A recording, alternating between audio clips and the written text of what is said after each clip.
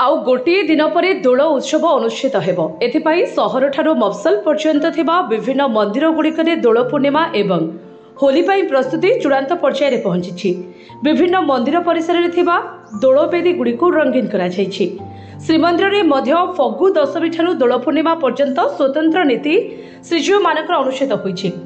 श्रीजीव माने चाचेरी बेश रत्न सिंहासन उपरे अनुष्ठित होई श्रद्धालु भक्त मानकु दर्शन देउछन्ति।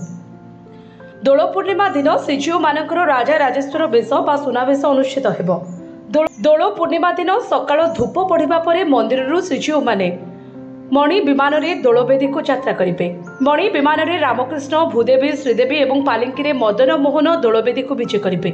सहरर विभिन्न साही गलिकंदी रे विभिन्न प्रकार रंग एवं पिचकालीर पसरा खोला जायछि। रंग एवं पिचकारी किनिबा पई दुकान गुड़िकरे प्रबल भिड़ लागि रहिछि। शांति श्रृंखला रक्षा करिबा पई दोलवेदी चतुर्पार्श्व बेलाभूमि एवं अन्यान्य प्रमुख स्थान गुड़िकरे पुलिस मुतयन करा जायछि।